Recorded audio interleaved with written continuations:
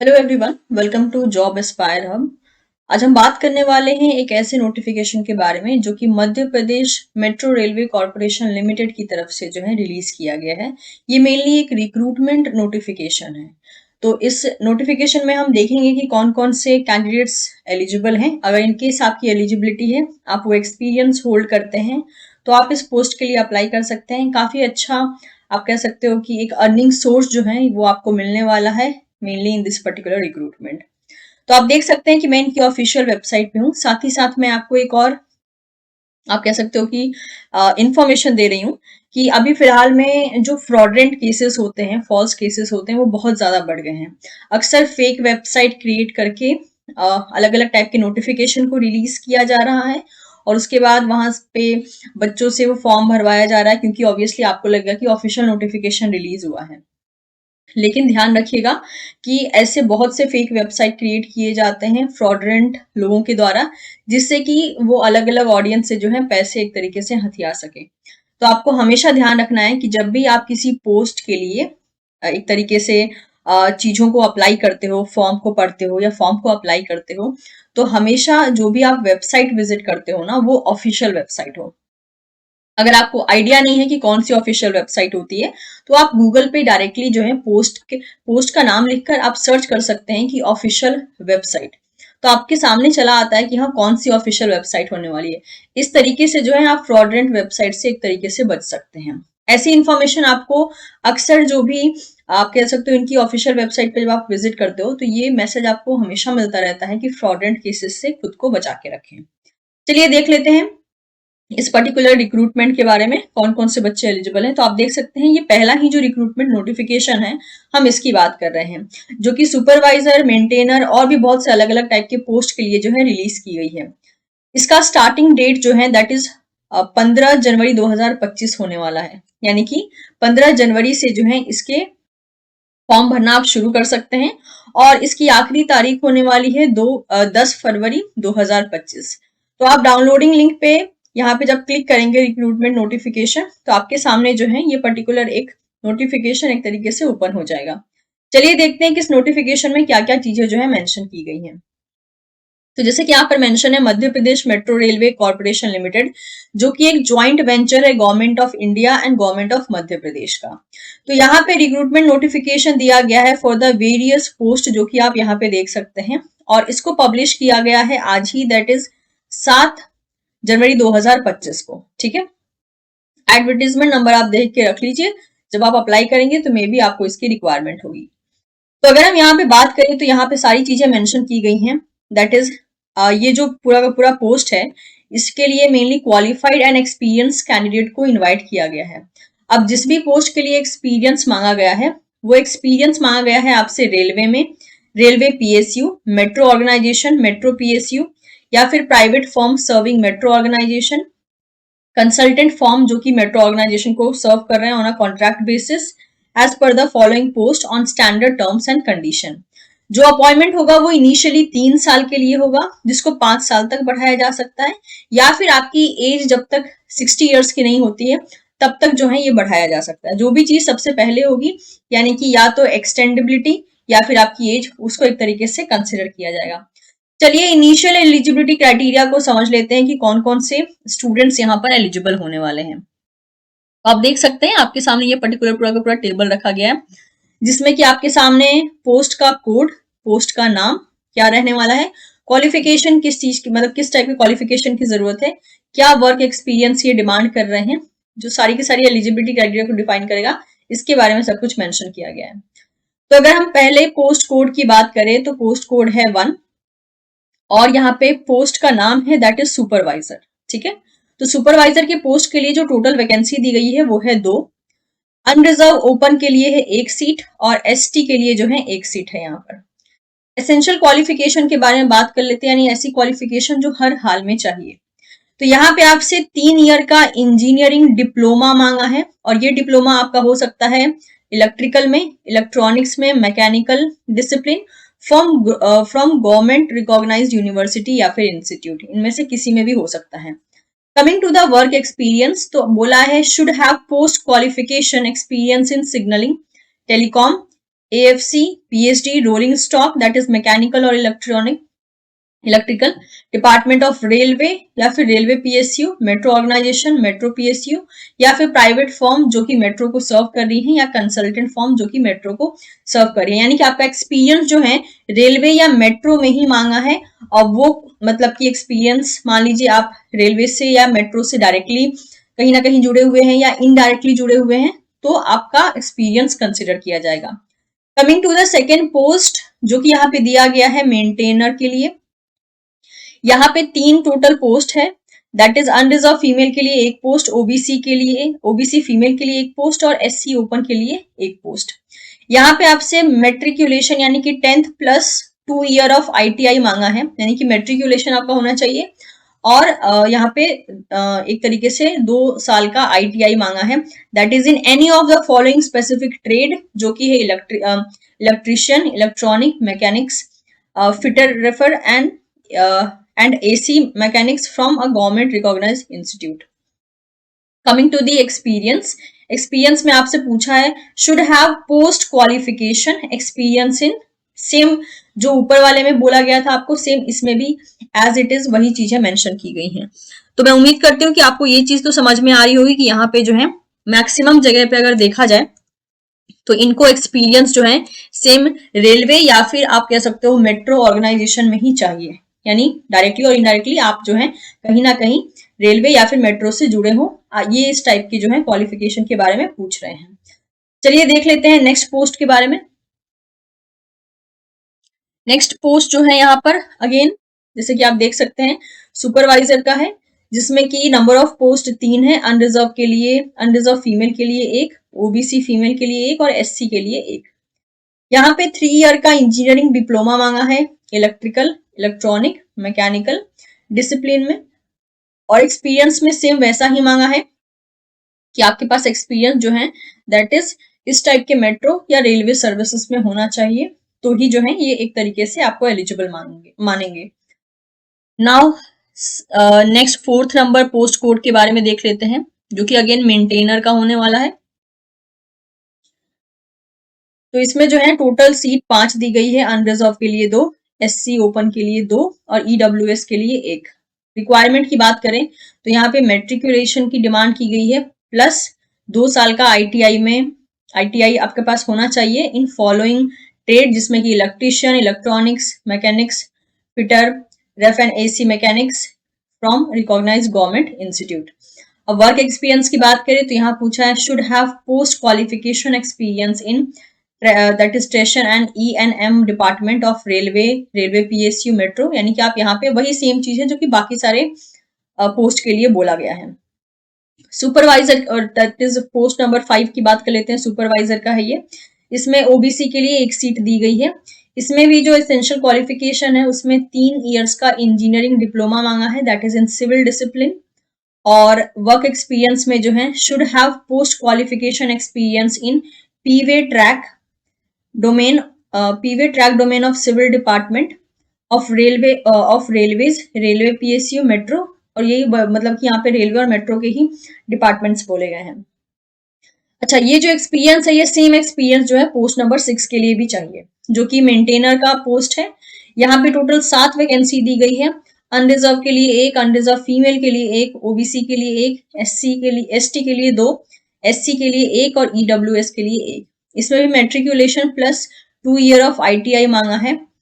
और 7th post की बात करते हैं, 7th नंबर पोस्ट की, तो इसमें अगेन मेंटेनर का पोस्ट है, 2 टोटल वैकेंसी निकाली गई है, अनरिजर्व के लिए एक, ओबीसी के लिए एक। इसमें भी मेट्रिकुलेशन मांगा है प्लस 2 ईयर का आईटीआई मांगा है। और एक्सपीरियंस की बात करें तो यहाँ बोला है should have post qualification experience in civil work of railway या फिर रेलवे पीएसयू, मेट्रो ऑर्गेनाइजेशन या मेट्रो पीएसयू, वही सारा मतलब कि या तो आपके पास रेलवे, मेट्रो, या फिर पीएसयू सेक्टर का रेलवे मेट्रो, या फिर प्राइवेट का, या फिर कोई भी फर्म जो कि डायरेक्टली कनेक्टेड हो। ठीक है, तो ये हो गया पोस्ट नंबर 7। इस पीडीएफ का भी लिंक मैं आपको डिस्क्रिप्शन बॉक्स में दे दूंगी, जिससे कि आप इसको डाउनलोड करके बहुत अच्छे से डिटेल में भी पढ़ सकते हैं। चलिए बात कर लेते हैं पोस्ट नंबर 8 के बारे में, जो कि असिस्टेंट स्टोर का पोस्ट रहने वाला है। टोटल वैकेंसी 2 है, अनरिजर्व के लिए एक, ओबीसी के लिए एक। बैचलर डिग्री मांगा है in any engineering discipline of government recognised university या फिर इंस्टीट्यूट। अगेन यहाँ एक्सपीरियंस में वही बोला गया है, should have post qualification experience in store department of. अब ये वाला जो चीज है ना, सिर्फ यही चीज डिफरेंट रह रही है सभी पोस्ट में, बाकी किसमें ये एक्सपीरियंस होना चाहिए ये चीज सेम रह रही है, ठीक है। जैसे कि आपकी डिग्री के बेसिस पे आपका एक्सपीरियंस एरिया डिफाइन किया जा रहा है स्पेसिफिक तरीके से, लेकिन किस एक तरीके से फील्ड में होना चाहिए वो सेम है, दैट इज मेट्रो या फिर रेलवे या फिर रेलवे पीएसयू या फिर मेट्रो पीएसयू में बोला गया है, या फिर प्राइवेट या फिर कोई भी कंसल्टेंट फॉर्म जो कि एक तरीके से मेट्रो या रेलवे से डायरेक्टली इनडायरेक्टली जुड़ा हुआ हो। नाइन्थ नंबर पोजीशन के बारे में बात करते हैं, जो कि असिस्टेंट ह्यूमन रिसोर्स के लिए, एचआर के लिए है ये। इसमें भी टोटल 2 पोस्ट है, अनरिजर्व के लिए एक, ओबीसी के लिए एक। इसमें मांगा है graduate in any discipline from government institute और रिकॉग्नाइज्ड यूनिवर्सिटी, यानी इसमें कहीं मतलब किसी भी डिपार्टमेंट में आपका ग्रेजुएशन हो सकता है। एचआर की पोस्ट है इसीलिए कोई स्पेसिफिकेशन नहीं दिया गया है। इसके बाद आपसे पूछा है, बोला एक्सपीरियंस में कि should have post qualification experience in HR department, ठीक है। अब देखिए यहाँ पे एचआर डिपार्टमेंट में आपका एक्सपीरियंस मांगा है, यहाँ पे इन्होंने ईयर भी मेंशन नहीं किया कि कितने साल का एक्सपीरियंस चाहिए, बस एक्सपीरियंस चाहिए। आपका एचआर डिपार्टमेंट में एक्सपीरियंस चाहिए जो कि जुड़ा हुआ होना चाहिए रेलवे से या रेलवे पीएसयू या मेट्रो पीएसयू, यानी सेम टू सेम जैसे कि बाकी सारे पोस्ट में मेंशन था। हमारा लास्ट यहाँ पर जो पोस्ट है दैट इज पोस्ट नंबर 10, जो कि है असिस्टेंट फाइनेंस का। यहाँ पे टोटल सीट एक है अनरिजर्व के लिए, और यहाँ पे आपसे मांगा है बीकॉम या MCom from any government recognised university institute या फिर सीए इंटरमीडिएट, ठीक है, फ्रॉम दिस पर्टिकुलर एरिया, ये सारा मेंशन कर दिया है। और उसके बाद आपसे एक्सपीरियंस में बोला है should have post qualification experience in department of, same वही है, रेलवे, मेट्रो पीएसयू, इन सारी चीजों को मेंशन कर दिया है। तो देखा जाए तो एक्सपीरियंस मोरलेस सभी में सेम ही मांगा है, लेकिन आपकी जो डिग्री है उस डिग्री का एक्सपीरियंस जो है सेम फील्ड में होना चाहिए, लेकिन वो फील्ड डायरेक्टली और इनडायरेक्टली रेलवे या मेट्रो से कनेक्टेड होनी चाहिए। पे स्केल की बात कर लेते हैं यहाँ पर। तो यहाँ पे जैसे कि सुपरवाइजर का जो ग्रेड 1 और ग्रेड 2 है उसका पे स्केल जो है दैट इज वही है जो कि आप देख सकते हैं 35,000 से लेकर 1,10,000 तक, और ग्रेड 2 के लिए जो है 33,000 से लेकर 1 लाख तक। मेंटेनर की बात कर लेते हैं जो कि अगेन ग्रेड 1 एंड ग्रेड 2 के बेसिस पे है। ग्रेड 1 के लिए 25,000 से 80,000 तक हो सकता है, एंड ग्रेड 2 के लिए जो है 20,000 से लेकर 6 लाख तक हो सकता है, ठीक है। इसके अलावा असिस्टेंट स्टोर का जो कि ग्रेड 1 के लिए पोस्ट निकाला गया था वो हो सकता है 25,000 से लेकर 80,000 तक। एचआर का जो है ग्रेड 1 का पोस्ट निकाला गया है जो कि 25,000 से लेकर 80,000 तक हो सकता है। असिस्टेंट फाइनेंस का जो है अगेन यहाँ पे 25,000 से लेकर 80,000 तक का हो सकता है। अब यहाँ पे क्या किया है इन्होंने, एक और भी एलिजिबिलिटी क्राइटेरिया मेंशन की है जिसको कि बोला जा रहा है एक्सपीरियंस एंड प्रेजेंट पे रिक्वायरमेंट फॉर एलिजिबिलिटी, यानी कि ये कौन से एक्सपीरियंस के बारे में, मतलब कि किस टाइप का एक्सपीरियंस इनको चाहिए, और अभी अगर आप किसी सेक्टर में हैं तो आपकी कितनी पे स्केल होनी चाहिए, उसके बेसिस पे इन्होंने एलिजिबिलिटी बोली है। जैसे कि अगर आप सुपरवाइजर ग्रेड 1 के लिए अप्लाई कर रहे हैं तो बोला गया है the candidate should be presently working in railways या रेलवे पीएसयू या मेट्रो ऑर्गेनाइजेशन या फिर मेट्रो पीएसयू, या फिर candidate should be presently working in a private firm serving the metro organisation या फिर consultant firm serving the metro organisation at below mention pay scale consolidate pay और CTC. तो क्या बोला है, वही लोग अप्लाई कर सकते हैं जो कि फिलहाल में रेलवे या मेट्रो के साथ डायरेक्टली और इनडायरेक्टली काम कर रहे हैं, यानी कि जॉब पर हैं, और उनका जो सैलरी है वो कुछ इस प्रकार से होना चाहिए तो ही वो अप्लाई कर सकते हैं। यानी कि अगर आप इन सारे डिपार्टमेंट में से किसी भी डिपार्टमेंट में या किसी भी ऑर्गेनाइजेशन के साथ काम कर रहे हैं और आपका पे लेवल जो है 6 है in a CDA pay scale of 35,400 to 1,12,400 या फिर इससे अबव है तो आप अप्लाई कर सकते हैं, ये पहला केस। या फिर आपका पे लेवल 5 है ऑफ 29,200 से लेके 92,300 फॉर 2 ईयर्स, यानी 2 साल के लिए इतना पेमेंट रहा हो आपका। या फिर candidate should be presently working in a IDA pay scale of 35,000 to 10,000 या फिर अबव, या फिर आपका पे स्केल इससे ऊपर होना चाहिए, या फिर candidate should be working in IDA pay scale of 33,000 से लेकर 1 लाख फॉर अ 2 ईयर, यानी 2 साल के लिए आपका इतना पेमेंट रहा हो, या फिर the candidate having a minimum 2 year of post qualification experience in the relevant field with presently working on a consolidated pay of 37,000 per month या और above. ठीक है, ये भी एक अगला कैटेगरी है. Next, the candidate having a minimum of 2 year post qualification experience with presently working on a CTC of 50,000 per month और अबव. तो अब ये जो यहाँ पे बोला गया है ना, और लगाकर बोला गया है, तो इनमें से कोई भी एक भी अगर आप फुलफिल करते हैं तो आप अप्लाई कर सकते हैं. Same goes with supervisor grade 2, इसका भी सेम वही बोला गया है, गो थ्रू आप कर सकते हैं. जो यहाँ पे इन्होंने एक्सपीरियंस एरिया बोला है कि प्रेजेंटली आपको कहाँ काम करना चाहिए, वो सेम टू सेम है जैसे ऊपर वाले पोस्ट के लिए था, दैट इज ग्रेड 1 के लिए था. लेकिन यहाँ पर जो सैलरी का अमाउंट है वो थोड़ा सा चेंज हुआ है, जो कि आप यहाँ पे गो थ्रू कर सकते हैं. इसका पीडीएफ का लिंक मैं आपको दे दूंगी, तो आप इसको एक बार अच्छे से गो थ्रू कर लीजिएगा. अगेन वहां पे भी same to same maintainer grade 1 के लिए भी रखा गया है. ठीक है, इसको भी आप गो थ्रू कर सकते हैं.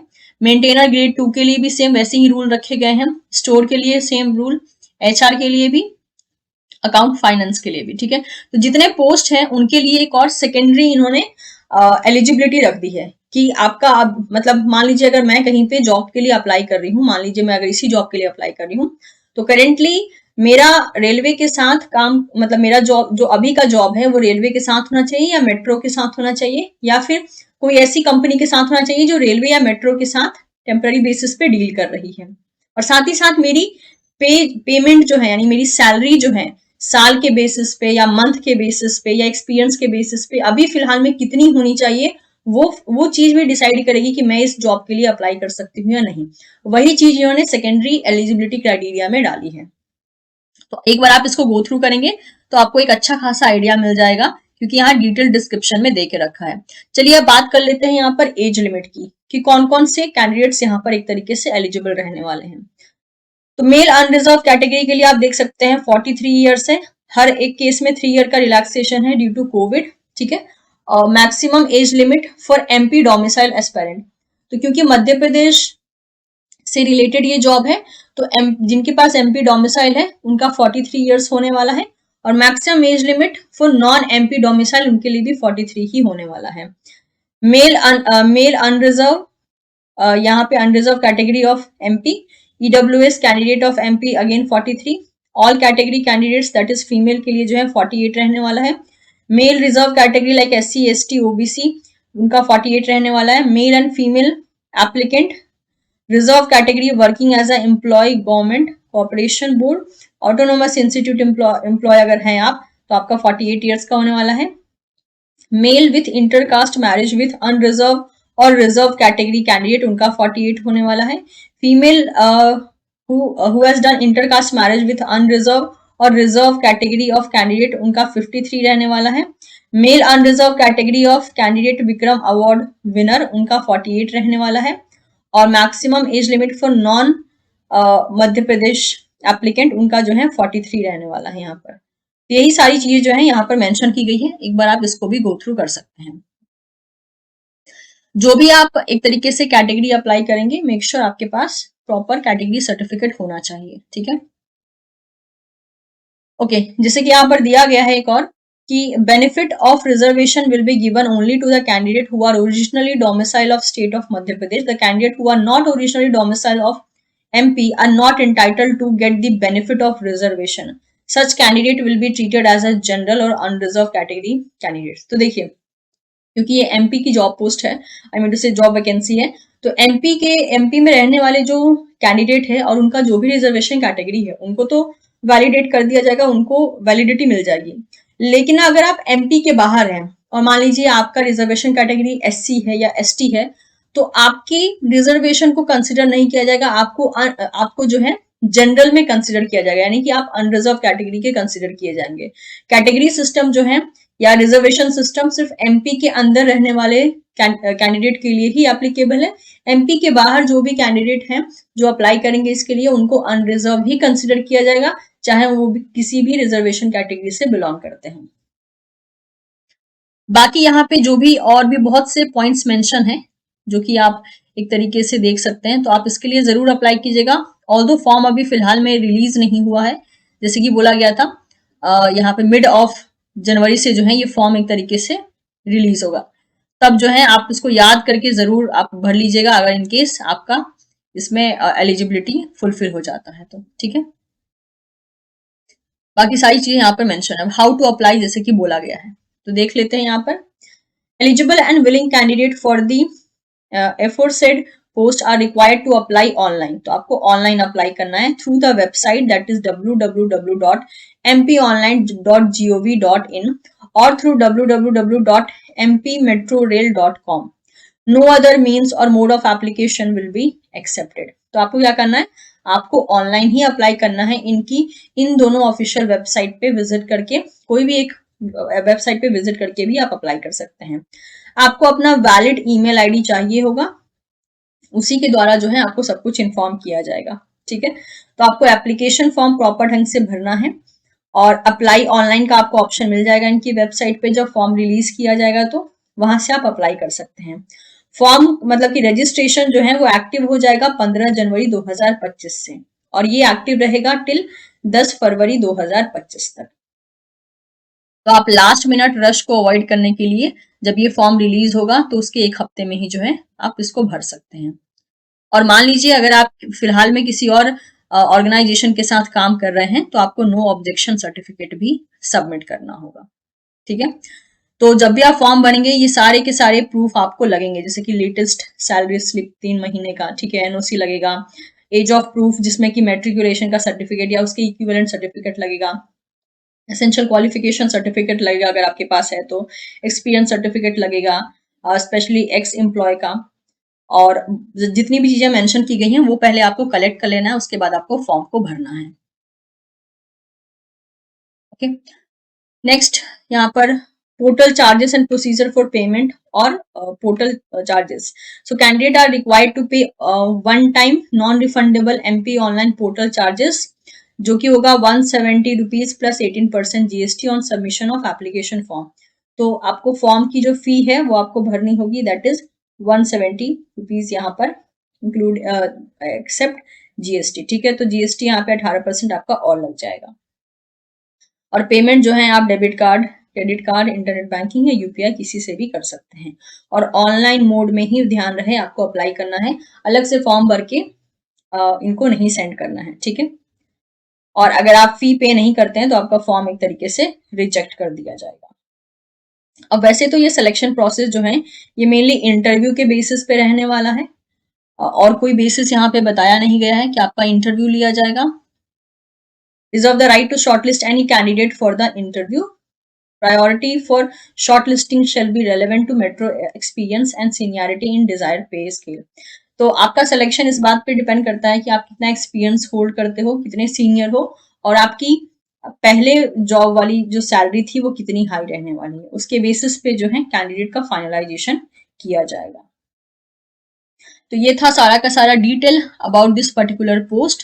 ऑब्वियसली अगर आप इंटरेस्टेड होते हैं तो मेक श्योर आप इसके लिए अप्लाई कर सकते हैं। वार्निंग में देखिए वही बात बोली गई है जो मैंने अभी आपको बताई थी कि बहुत सारे फ्रॉडलेंट केसेस चल रहे हैं कि जिसमें कि फेक वेबसाइट क्रिएट करके जो है बच्चों से फॉर्म भरवा लिया जा रहा है, और आपको पता है हर फॉर्म की कुछ पैसे देने होते हैं, तो थोड़ा थोड़ा करके जो है जो भी लोग फ्रॉड कर रहे हैं वो इस तरीके से करके एक फंड इकट्ठा कर ले रहे हैं। तो वही बोला है कि be aware of trout and job racketers trying to deceive by false promises of securing job in this particular field। तो इस बात का अलर्टनेस आपके अंदर रहना चाहिए। आपको पता है आजकल के टाइम में फ्रॉड चीजें ज्यादा हो गई हैं, तो हमेशा कोई भी जॉब पोस्ट के बारे में आप सुनते भी हैं, एक बार ऑफिशियल वेबसाइट पे विजिट करके जरूर उसको क्लियर कीजिए कि हाँ ये बात सच है या गलत है, ठीक है, ताकि आपकी जो हार्ड एंड मनी है, आपकी मेहनत से कमाई हुए जो पैसे हैं वो गलत जगह पर ना जाए। तो इससे जुड़े, इस पोस्ट से जुड़े सारे लिंक मैं आपको डिस्क्रिप्शन बॉक्स में दे दूंगी, और अगर आपको ये सारी इन्फॉर्मेशन अच्छी लगी हो, मेरी कोशिश पसंद आई हो, तो वीडियो को लाइक कर सकते हैं, चैनल को सब्सक्राइब कर सकते हैं, और इस वीडियो को अपने दोस्तों के साथ जरूर शेयर कीजिए ताकि ये इन्फॉर्मेशन मैक्स टू मैक्स लोगों के साथ पहुंच सके। Thank you so much everyone, will see you soon in the next video, bye bye.